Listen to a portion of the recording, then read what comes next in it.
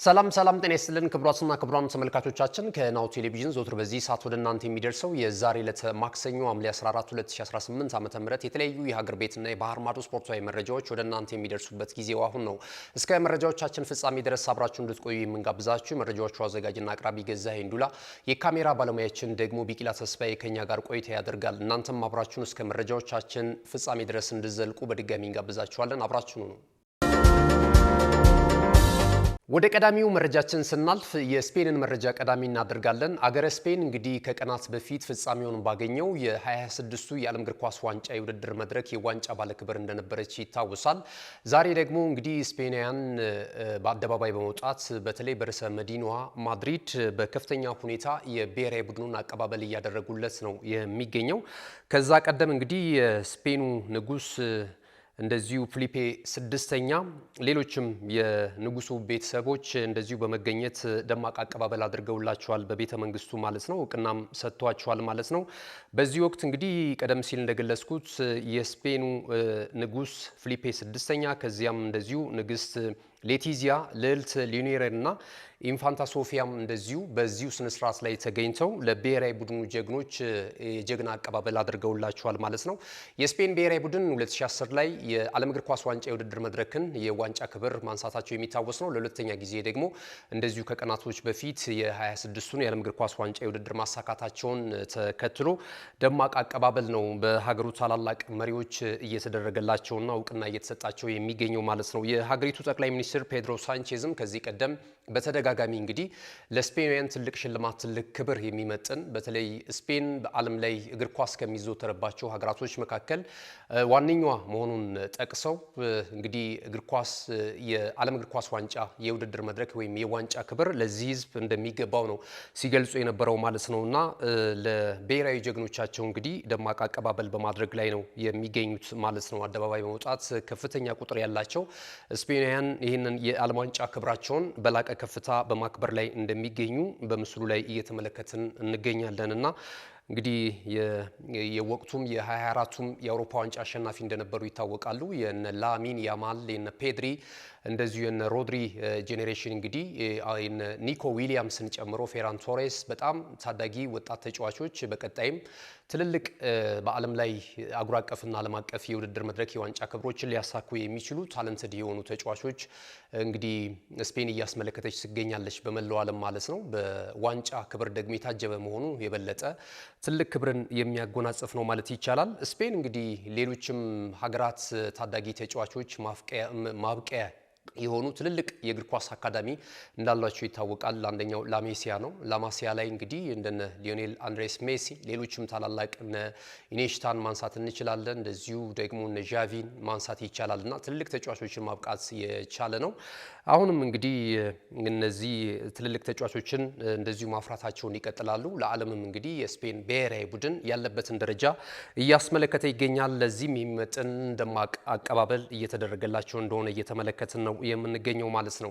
ወደ ሌሎች መረጃዎቻችን ስናልፍ እንግዲህ የእንግሊዝ ፕሪሚየር ሊግ ተሳታፊ ክለቦች የቅድመ ዝግጅት ወይም ደግሞ የአቋም መፈተሻ ጨዋታዎቻቸውን ያደርጋሉ በቀጣዮቹ ቀናቶች ማለት ነው። ዛሬም የሚደረጉ ጨዋታዎች ይኖራሉ። እነዚህንም የምንጠቁማቸው ነው የሚሆነው። ከነገ በስቲያም የሚደረጉ ጨዋታዎች አሉ። በአጠቃላይ ግን በተለይ በሀገር ቤት በርከት ያሉ ደጋፊዎች ያሏቸውን ክለቦች የአቋም መፈተሻ ፕሮግራሞችን ወይም ደግሞ የጨዋታ ፊክስቸሮችን በተመለከተ ትላንትና የማንቸስተር ዩናይትድን ቀጣይ የወዳጅነት ጨዋታዎችን ወደ እናንተ አደርሰናልና አንዳንዶቻችሁ ቢግ ፎር ላይ የሚገኙትን ታላላቅ ክለቦች የጨዋታ የቅድመ ዝግጅት የጨዋታ ፕሮግራሞችን ብታሳውቁን የሚሉ ሀሳብ ገልጻችሁልናል። እንቀጥላለን። የፕሪሚየር ሊግ ውስጥ ከሚጀምር ድረስ ያላቸውን ዝግጅትና በየትኛው ሀገር የአቋም መፈተሻ ጨዋታዎችን ለማድረግ ፕሮግራም ያዙ የሚለውን የምንመለከት ነው የሚሆነው። ዛሬ አርሰናል እንመለከታለን። አርሰናል እንግዲህ ከኦገስት 1 ጀምሮ የተለያዩ ክለቦችን በአቋም መፈተሻ ወይም በቅድመ ውድድር ዝግጅት ጊዜ የሚገጥም ነው የሚሆነው ማለት ነው። ኦገስት 1 ጨዋታውን ያደርጋል። ከ10 ቀናት በኋላ ወደ ስፔን በማቅራት ከጂሮና ጋር በጂሮና ስቴዲየም ነው ጨዋታውን የሚያከናውነው። ከዚያም ከ4 ቀናቶች በኋላ ደግሞ ሌላኛውን የስፔኑን ክለብ ሃየርላንድ ላይ እንደዚሁ በአቪቫ ስቴዲየም ከሪያል ቤትስ ጋር ጨዋታውን የሚያከናውን ነው የሚሆነው።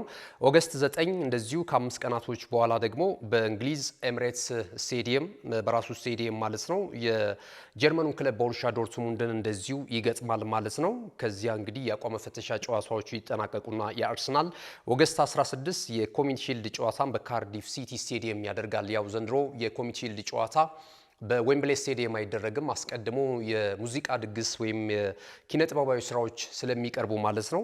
ይህንን ፕሮግራም ለማስተካከል እንደዚሁም የእንግሊዝ ፕሪሚየር ሊግ የጨዋታ ጊዜም ቀናቶች እንደዚሁ ስለተገፉ ማለት ነውና በዚህ ምክንያት በካርዲፍ ሲቲ የሚደረገው የማንቸስተር ሲቲና የአርሰናል የኮሚኒቲ ሺልድ የዋንጫ ጨዋታ ወይም ደግሞ የእንግሊዝ ፕሪሚየር ሊግ መጀመሪያ ማብሰሪያ የሆነው ይህ ዓመታዊ የዋንጫ ጨዋታ እንደዚሁ በኦገስት 16 የሚከናወን ነው የሚሆነው ማለት ነውና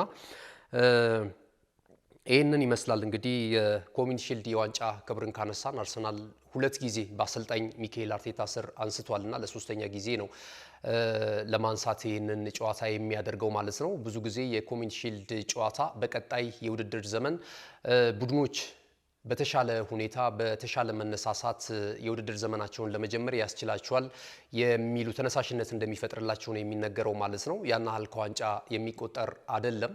ነገር ግን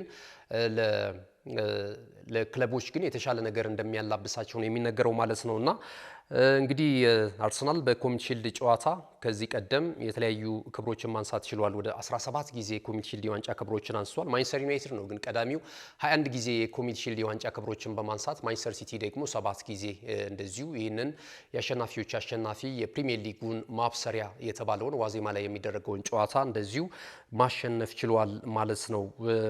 እንግዲህ እንግሊዝ ፕሪሚየር ሊግን ካነሳን አንዳንድ ሀሳቦችን ለማንሳት ወይም የእንግሊዝ ፕሪሚየር ሊግም መምጫው እየተዳረሰ ስለሆነ ብዙ ትኩረቶችም ከዚህ በኋላ የዝውውር መረጃዎችና እንደዚሁ የእንግሊዝ ፕሪሚየር ሊግ ጅማሮ ምን አይነት አዳዲስ ነገሮችን ይዞ ሊመጣ ይችላል የሚሉትን ነገሮች የምንመለከትበት ነው የሚሆነው ማለት ነው። አዳዲስ አሰልጣኞች እንመለከታለን። እንግዲህ በእንግሊዝ ፕሪሚየር ሊግ በዘንድሮ ዓመት የ2026/27 የውድድር ዘመን ላይ ማንቸስተር ሲቲ በኤንዞ ማሬስካ ነው የሚመጣው። ከፔፕ ጋርዲዮላ ጋር መለያየቱ የሚታወስ ነው። እኚህም አዲስ አሰልጣኝ ናቸው። ሊቨርፑል እንደዚሁ በአዲስ አሰልጣኝ እንመለከተዋለን። አዶኒ ራዮላን ቀጥሯል። ቼልሲ ዣቢ አሎንሶን ቀጥሯል። ክሪስታል ፓላስ እንደዚሁ ፔሬ ሳንጌን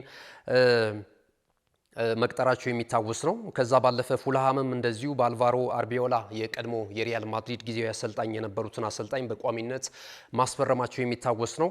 እንደዚሁ በርማውዝም ማርኮ ሮዝን አስፈርሟልና ሌላኛው ኖቲንግሃም ፎረስት። እነዚህ እንግዲህ ወደ 7 የሚደርሱ ክለቦች በእንግሊዝ ፕሪሚየር ሊግ በአዳዲስ አሰልጣኝ በአዲሱ የውድድር ዘመን ለመምጣት እንግዲህ ዝግጅታቸውን እያደረጉ ነው የሚገኙት። ለነሱ የሚስማሙ ተጫዋቾችን በማስፈረምና የክረምቱን የተጫዋቾች የዝውውር መስኮት ላይ እየተሳተፉበት ነው የሚገኘው ማለት ነው።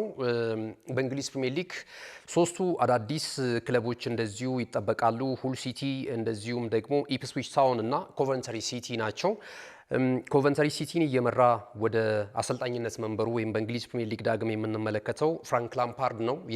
የቼልሲው ሌጀንድ ማለት ነው። የቼልሲ የምንጊዜም የከፍተኛ ጎል አስቆጣሪ እንደሆነ ይታወቃል። ይህ አሰልጣኝ በኤቨርተን እና በቼልሲ ቤት እንግዲህ በፕሪሚየር ሊግ ሲያሰለጥን እንደነበረም የሚታወስ ነው። አሁን ደግሞ ኮቨንተሪ ሲቲን ከሻምፒዮንሺፕ ወደ ፕሪሚየር ሊጉ ማሳደግ ችሏል። በአዲሱ በመጪው የእንግሊዝ ፕሪሚየር ሊግ ላይ ከምንመለከታቸው አሰልጣኞች መካከል አንደኛው የእንግሊዛዊ አሰልጣኝ ነው። ኢፕስዊች ታውንን ደግሞ እየመሩ የሚመጡት ጋሪ ኦኔል ናቸው። ከዚህ ቀደም በኦልቨርሃምፕተን ወንደረርስ ተመልክተናቸዋል። በሳውዛምፕተንም እንደዚሁ አሰልጣኝ እንደነበሩ ይታወሳል። ሌላው ሁል ሲቲን እየመሩ ሰርጌ ጃኬሮቪች እንደዚሁ በዋና አሰልጣኝነት የሚመጡ አዳዲስ የፕሪሚየር ሊጉን ተሳታፊ ክለቦች ይዘው የሚመጡ ነው የሚሆነው። በእንግሊዝ ፕሪሚየር ሊግ እንግዲህ ወጣቱ አሰልጣኝ ፋቢያን ሩዝለር 33 ዓመታቸው ላይ ሆነው በቀጣይም በብራይተን በእንግሊዝ ፕሪሚየር ሊግ ትንሹ በእድሜ ትንሹ አሰልጣኝ ሆነው የሚቀጥሉ ነው የሚሆነው ማለት ነውና ዘንድሮ ደግሞ ባለፈው በተጠናቀቀው የውድድር ዓመት ለብራይተን በታሪኩ ለመጀመሪያ ጊዜ ወደ አውሮፓ የተሳታፊ መድረክ ማብቃት ችሏል። በኮንፈረንስ ሊግ የምንመለከታቸው ነው የሚሆነው። እንደነ ዣቪ አሎንሶ እንደ አርቴታ አዶኒ ራዮላ የመሳሰሉ አሰልጣኞች ደግሞ እድሜያቸው 44 ሶስቱም ተመሳሳይ የእድሜ እርከን ላይ ሆነው እንደዚሁ የእንግሊዝ ፕሪሚየር ሊግን ያደምቃሉ ተብሎ ነው እየተነገረ የሚገኘው። ኤንዞ ማሬስካም እንደዚሁ በቅርብ ርቀት 46 ዓመታቸው ላይ ነው የሚገኙትና አብዛኞቹ የስፔናውያን ናቸው። ስፔናውያን ወደ 4 አሰልጣኞች አሉ ቀጣይ በእንግሊዝ ፕሪሚየር ሊግ የምንመለከታቸው ማለት ነው። አሰልጣኝ ሚካኤል አርቴታ፣ ጃቢ አሎንሶ እንደዚሁም ደግሞ ዩናይ ኤምሬን ማንሳት እንችላለን። የክሪስታል ፓላሱንም እንደዚሁ የኖቲንግሃም ፎረስት ሆነው የመጡት ኦሊቨር ግላንስለርንም እንደዚሁ በተመሳሳይ ማንሳት ይቻላልና በቀጣይ እንደዚህ አይነት ጉዳዮችን የእንግሊዝ ፕሪሚየር ሊግ ይዞ እየመጣ ይገኛል ማለት ነው። ብዙ ትኩረቶችን እየሳበ የሚገኘው አሁን የክረምቱ የተጫዋቾች የዝውውር መስኮት ነውና ከዝውውሩ ጋር በተያያዘ እየተሰሙ የሚገኙ አዳዲስ መረጃዎችን ደግሞ እንደዚሁ ይዘን እንመለሳለን። የመልእክቶች ይኖሩናል። እነሱም መልእክቶች ተከታትለን እንመለስ። አሁንም አብራችሁን ስላላችሁ በድጋሚ እጅግ በጣም እናመሰግናለን። አብራችሁን ካሽጎ በየትኛውም ዓለም ሆነው በማንኛውም ሰዓት ለወገኑ የሚደርሱበት ፈጣን የገንዘብ መላኪያ ተከፈተሎ። ማስተርና ቪዛ ካርዶን በመጠቀም ከ5 እስከ 20 ዶላር የሚልኩበት አዲስ የገንዘብ መላኪያ መንገድ። ካሽጎን ለየት የሚያደርገው የትኛውም የገንዘብ ዝውውር በፍጥነት አገልግሎት ከመስጠቱም ባሻገር ለማንኛውም አገልግሎት ምንም አይነት ክፍያ አለመጠየቁ ነው። በሀገራችን ታሪክ ገንዘብን ከውጪ ወደ ሀገር ቤት በማስተላለፍ በመተግበሪያ መልክ አገልግሎት መስጠት የጀመረው የመጀመሪያው ሀገር በቀል የገንዘብ መላኪያ ዘዴ ካሽጎ ከ4500 በላይ ባሉ የባንክ ቅርንጫፎች አገልግሎት እየሰጠ ይገኛል። ገንዘቦን በሰኮንዶች ልዩነት ውስጥ ይፈልጉ በአካውንቶ ወይንም በእጆ ቆጥረው የሚወስዱበት ልዩ ዘዴ። በቅርቡ ሁሉንም ኢትዮጵያዊ ባለቤት ለማድረግ ጉዞ የጀመረው ካሽጎ ዛሬውኑ መተግበሪያውን በስልኮ ላይ በመጫን የአገልግሎቱ ተጠቃሚ ሆኑ። ፍጥነት መለያችን፣ ኢትዮጵያን መክፈቻችን፣ ካሽጎ ነው መላኪያችን። ካሽጎ የአዲሱ ትውልድ ብራንድ። ክቡራትና ክቡራን ተመልካቾቻችን ተመልሰናል። አብራችሁን ስላላችሁ እጅግ በጣም እናመሰግናለን። ቀደም ሲል እንግዲህ ከመልእክቶች አስቀድመን የተለያዩ መረጃዎችን ወደ እናንተ አድርሰናል። በተለይ ደግሞ የ2026ቱን 23ኛውን የዓለም እግር ኳስ ዋንጫ የውድድር መድረክ የዋንጫ ባለክብር የነበረችው ስፔን ብሔራዊ ቡድን እንግዲህ ወደ ስፔን ሲገባ በዋና ከተማው ርዕሰ መዲና ማድሪድ ደማቅ አቀባበል ስፔናውያን እያደረጉ ይገኛሉ። ከንጉሱ አንስቶ እስከ ጠቅላይ ሚኒስትሩ ድረስ ማለት ነውና እነዚህን ብሔራዊ ጀግኖች ከፍ ያደረጉበትን መረጃ ነው ወደ እናንተ ያደረስነው። ቢቢሲንና ሌሎች የመገናኛ ብዙሃን በከፍታ እየዘገቡት ነው የሚገኘው ማለት ነው። አቀባበሉን በተመለከተ ይህ መረጃ ወደ እናንተ አደርሰናል። ከዛ ባለፈ ደግሞ የእንግሊዝ ፕሪሚየር ሊግ በተለይ ደግሞ አርሰናል በቀጣይ የሚያደርጋቸውን የአቋም መፈተሻ ጨዋታዎች እንደዚሁም ደግሞ በእንግሊዝ ፕሪሚየር ሊግ ምን አዳዲስ ነገሮችን ልንመለከት እንችላለን የሚሉትን መረጃዎች ወደ እናንተ አደርሰናል ማለት ነው። ከዚህ ሰዓት ጀምረን ዝውውርን መሰረት ያደረጉ እንደዚሁም ደግሞ ትላንት በነበረን የመረጃ ሰዓታችን የእናንተን ተሳትፎና አንዳንድ ያነሳቸው ሀሳቦች ደግሞ ወደ እናንተው መልሰን በማድረስ መረጃዎቻችንን የምንቀጥል ነው የሚሆነው። የእናንተን ሀሳቦችና አስተያየቶች እናስከትል። ትላንት እንግዲህ በነበረን የመረጃ ሰዓት ሀሳባቸውን ከገለጹልን ተመልካቾቻችን አድማጮቻችን መካከል የሁልጊዜም የስፖርት መረጃችሁን እከታተላለሁኝ ለምታቀርቡትን መረጃ እጅግ በጣም አመሰግናለሁ ያለን የዞተር ተመልካቻችን ማሃድ አህመድ ነው ከጂጂጋ እጅግ በጣም እናመሰግናለን ማሃድ።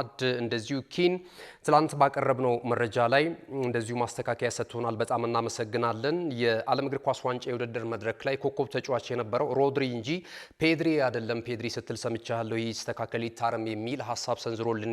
እጅግ በጣም አመሰግናለሁ ኪን።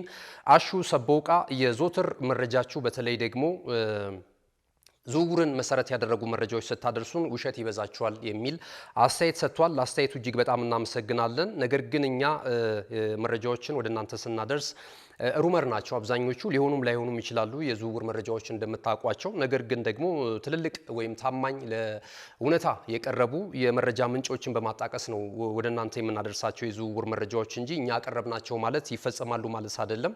ያው የዝውውር አካሄዱን ትረዱታላችሁ ብለን እናስባለን። አሹ ሰቦቃ ግን ለሀሳብ አስተያየት እጅግ በጣም ላቅ ያለ ከበሬታ አለን፣ በጣም እናመሰግናለን። አየነው ሙሉዓለም ዳኛው የአርጀንቲና ብሔራዊ ቡድን የዓለም እግር ኳስ ዋንጫ የውድድር መድረክ እንዲያነሳ እጅግ በጣም ጥረው ነበር፣ ነገር ግን አልተሳካላቸውም። ስፔን በማንሳቷ ደስተኛ ነኝ የሚል ሀሳብ ሰጥቶናል። አየነው ሙሉዓለም።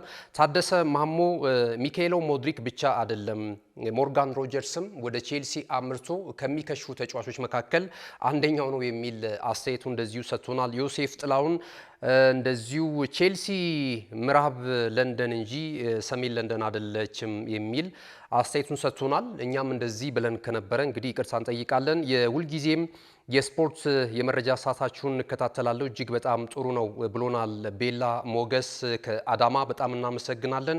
እንደዚሁ ኢንተርታሜ ጥሩ የመረጃ አቀራረብ ነው በዚሁ ቀጥሉ ነው ቴሌቪዥኖች የሚል አስተያየቱን ሰጥቶናል። በጣም እናመሰግናለን። ጌታቸው አሪፍ የዓለም ዋንጫ ዝግጅት ነበረ፣ አሜሪካም በብቃት እንደተወጣቸው እንደዚሁ አስተያየቱ እንደዚህ አይነት አንድምታ ያለውን ሀሳብ ሰጥቶናል። ጌቾ በጣም እናመሰግናለን። ዛሬ የሚደረጉ የእንግሊዝ ፕሪሚየር ሊግ ዛሬና ነገ የሚደረጉ የእንግሊዝ ፕሪሚየር ሊግ ተሳታፊ ክለቦች የአቋም መፈተሻ ጨዋታቸውን ያደርጋሉና ዛሬ አስተን ቪላ ከዋልሶ ጋር የሚያደርገው ጨዋታ ይጠበቃል። በነገው ዕለት ደግሞ የሰሜን ለንደኑ ክለብ ቶተንሃም ሆትስፐርስ ከኤምኬ ዶንስ ጋር የወዳጅነት ጨዋታውን ያደርጋል ማለት ነው። ቀደም ሲል ደግሞ የአርሰናልና የማንቸስተር ዩናይትድን እንደዚሁ የአቋም መፈተሻ የቅድመ ፊክሰሮችን ወይም የመርሃ ግብር የጨዋታ መርሃ ግብሮችን እንደዚሁ ወደ እናንተ አድርሰናል። በቀጥታ ወደ ዝውውር መረጃዎቻችን የምናልፍ ነው የሚሆነው። ቼልሲን ቀዳሚ እናደርጋለን። የምዕራብ ለንደኑ ክለብ ቼልሲ በአሰልጣኝ ጃቢ አሎንሶ ስር እየተመራ የተለያዩ ተጫዋቾችን ለማምጣት ጥረት በማድረግ ላይ ነው የሚገኘው። እስካሁን ድረስ እንግዲህ ሞርጋን ሮጀርስን ጨምሮ የተለያዩ ዝውውሮችን ፈጽመዋል። ከዚህ በኋላም ተጫዋቾችን ሊያመጡ እንደሚችሉ እንደዚሁ ለክለቡ ቅርበት ያላቸው የመረጃ ምንጮች ይፋ በማድረግ ላይ ነው የሚገኙት። ማክሰን ላውክሮዋን ለማምጣት ከክሪስታል ፓላስ ከፍተኛ ጥረት በማድረግ ላይ ነው የሚገኘው። ይህንን መረጃ ያስነበበው ቢቢሲ ነው። እንግዲህ ከ60 እስከ 70 ሚሊዮን ፓውንድ ድረስ ተጫዋቹ እየተገመተ ነው የሚገኘው። ወይም ደግሞ ክሪስታል ፓላሶች ከዝውውሩ ይህን ያህል ገንዘብ ይፈልጋሉ ተብሏል። ሌሎችም የፕሪሚየር ሊግ ክለቦች ይፈልጉታል ይህንን ተጫዋች ለማስፈረም ማለት ነውና እንግዲህ በቀጣይ ቼልሲዎች ወደ ስታንፎርድ ብሪጅ ይህን ተጫዋች ያመጡታል አያመጡትም የሚለውም በቀጣይ የምንመለከተው ይሆናል። የአሌክስ ስኮት ጉዳይ ታላላቅ የመገናኛ ብዙሃን ሽፋን እየሰጡት ይገኛሉ። ይህንን ዝውውር ማለት ነው። ከዚህ ቀደምም ከአርሰናል ጋር ከማንቸስተር ዩናይትድ ጋር ማንቸስተር ሲቲዎችም እንደዚሁ በከፊል ተጫዋቹን ፊርማ ለማግኘት ጥረት ሲያደርጉ እንደነበረ የሚታወስ ነውና አሁን ደግሞ የተጫዋቹ ባለንብረት ክለብ በርንማውስ አሌክስ ስኮትን ለማቆየት ከፍተኛ ጥረት በማድረግ ላይ እንደሚገኙ እየተነገረ ነው የሚገኘው። ከተሸጠ ግን እስከ 80 ሚሊዮን ፓውንድ ድረስ ለዝውውሩ ይፈልጋሉ የሚሉ መረጃዎችም እየወጡ ነው የሚገኘው። ማንቸስተር ዩናይትዶች ተጫዋቹን አጥብቀው ነው የሚፈልጉት። ምክንያቱም ገና እድሜውም 22 ስለሆነ ቡድኑን ለረዘም ላሉ አመታቶች ይጠቅማል የሚሉ በማንቸስተር ዩናይትድ የበላይ ሰዎች እንደታመነበት ነው። እንደዚሁም ደግሞ የቡድኑ አሰልጣኝ ማይክል ካሪክም ይህ ተጫዋች እንዲመጣለት ግፊት በማድረግ ላይ እንደሚገኝ የተገለጸ ነው የሚገኘው ማለት ነው። አርሰናልም በከፊል ተጫዋቹን ይፈልጋል። ነገር ግን አርሰናሎች ደግሞ ሌሎች የአማካኝ ስፍራ ተጫዋቾችም ራዳራቸው ውስጥ እንደሚገኙ እየተገለጸ ነው የሚገኘው።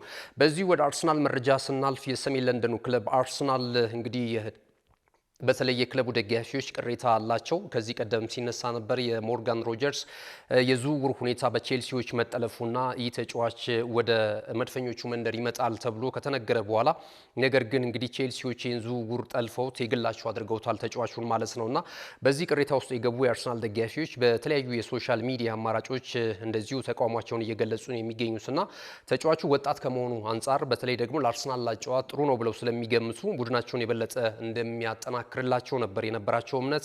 ነገር ግን አሁን ሌሎች ተጫዋቾች እንዲመጡ ግፊታቸውን ቀጥለዋል ማለት ነው። አንደኛው ከዚህ ቀደምም ስሙ ከአርሰናል ጋር በስፋት ሲያያዝ የነበረው የብሩኖ ጉማሬዥ ጉዳይ እንዲጠናቀቅላቸው ጥሪ በማቅረብ ላይ ነው የሚገኙት። ይህ ዝውውር እንዲሳካ ወይም በፍጥነት እንዲጠናቀቅ እንደዚሁ ለክለቡ ስፖርቲንግ ዳይሬክተር አንድሪያ ቤርታና ለቡድኑ አሰልጣኝ ሚካኤል አርቴታ ትዕዛዛቸውን እንዲሁም ማሳሰቢያቸውን እየሰጡ ነው የሚገኙትና የአማካኝ ስፍራው ላይ አሁንም በማርቲን ኦዲጋርድ ቆይታ ጉዳይ ማረጋገጫዎች የሉም። በእርግጥ ተጫዋቹ በክለብ ውስጥ የመቆየት ፍላጎት አለው ተብሏል። አርሰናል ግን የተሻለ አማራጮችን ሊመለከት ይችላል የሚሉ መረጃዎች እየወጡ ነው የሚገኙት ማለት ነውና ተጫዋቹ በተለይ ባየር ሙኒክ፣ ሪያል ማድሪድ የቀድሞ ክለቡም እንደዚሁ ለማስፈረም እንደሚፈልገው በመነገር ላይ ነው የሚገኘው ማለት ነውና እሱ ሊተካላቸው የሚችለው ትክክለኛው ተጫዋች የ28 ዓመቱ ብራዚላዊ ኢንተርናሽናል ብሩኖ ጉማሬዥ እንደሆነ የክለቡ ደጋፊዎች ያምናሉና ይሄ ዝውውር ይጠናቀቃል ወይ የሚለው ነገር የሚጠበቅ ነው የሚሆነው። ተጫዋቹ ሙሉ ለሙሉ የአርሰናል ማሊያ ለመልበስ ቸኩሏል የሚሉ መረጃዎች እየወጡ ነው የሚገኙት። ለተጫዋቹ ቅርበት ያላቸው የቡድን ጓደኞቹ ናቸው ከኒውካስል ዩናይትድ ቤት ይህንን መረጃ አፈትልኮ እንዲወጣ እያደረጉ የሚገኙት ማለት ነውና እንግዲህ በቅድሚያ ያቀረበው የአርሰናል የዝውውር ዋጋ ውድቅ እንደተደረገበት ይታወቃል በኒውካስል ዩናይትድ ሰዎች ማለት ነውና የተሻሻለ ሂሳብ ከ60 እስከ 80 ሚሊዮን ፓውንድ ድረስ ለተጫዋቹ ዝውውር እንደሚፈልጉ እየተነገረ ነው የሚገኘው። የሚገኘው። ብዙ ክለቦች ይፈልጉታል። ተጫዋቹ እንግዲህ የሚገኝበት ብቃት በብራዚል ብሔራዊ ቡድን እንደዚሁም ደግሞ በኒውካስል ዩናይትድ ቤትም በግሉ ያሳያቸው ብቃቶች ያለው የእግር ኳስ ስኪል በአርሰናል ደጋፊዎች ዘንድ እንደዚሁ እንዲፈርምላቸው እያደረጉ ነው የሚገኙት ማለት ነው ግፊት። ማንቸስተር ዩናይትዶችን በተመሳሳይ ዋልድማር ሃንቶንን ለማስፈረም ከቦሩሲያ ዶርትሙንድ ጥረት በማድረግ ላይ እንደሚገኙ የተገለጸ ይገኛል ማለት ነው። ይሄ ተጫዋች የመሃል ተከላካይ ነው፣ 29 ዓመቱ ላይ ነው የሚገኘውና ይህንን ተጫዋች ፊርማ ለማግኘት ከፍተኛ ጥረት በማድረግ ላይ ከሚገኙ ቡድኖች መካከል አንደኛው ማንቸስተር ዩናይትድ እንደሆነ እየተገለጸ ነው የሚገኘው። ሁለት ተጫዋቾችን በአማካኝ ስፍራ ላይ እስካሁን ድረስ ማስፈረም ችሏል። በተለይ የቴሌማንስ ዝውውር እንደዚሁ ደግሞ የአንድሬ ሳንቶስን የዝውውር ሁኔታ ማንሳት ይቻላልና አሁንም ሌላ ተጨማሪ ተጫዋች ለማምጣት ከፍተኛ ፍላጎት አላቸው ተብሏልና ከዚህ ከቡንደስሊጋው ክለብ ጋር ከሚጫወተው ዋልድማር ጋር ያላቸው ግንኙነትን አጥብቀው እንደዚሁ ስለመቀጠላቸው የተለያዩ መረጃዎች በመጠቆም ላይ ነው የሚገኙት ማለት ነው። ክቡራትና ክቡራን ተመልካቾቻችን ለአሁኑ እንግዲህ ያለን የመረጃ ሰዓታችን ወይም ደግሞ ለዛሬ ለማክሰኞ ያሰናዳናቸው ስፖርታዊ መረጃዎች ይህንን ይመስሉ ነበረ። ሀሳብ አስተያየት ካላችሁ በመረጃ አሰጣጣችን እንደዚሁም ባነሳናቸው መረጃዎቻችን ላይ የየግላችሁ ምልከታ በነጻነት ሀሳባችሁ እንድታደርሱን መልሰን ደግሞ በነገው የመረጃ ሰዓታችን ደግሞ መልሰን ወደ እናንተ የምናደርስ ነው የሚሆነው ማለት ነው። መረጃዎቹን ወደ እናንተ በማድረስ ገዛኸኝ ሂንዱላ፣ የካሜራ ባለሙያችን ቢቂላ ተስፋዬ ከኛ ጋር ቆይታ አድርጓል። ተወዳጅ የናሁ ቴሌቪዥን ፕሮግራሞች በቀጣይነትም ወደ እናንተ የሚደርሱ ይሆናሉ። አብራችሁን ስለነበራችሁ በድጋሚ እናመሰግናለን። መልካም ጊዜ ይሁንላችሁ።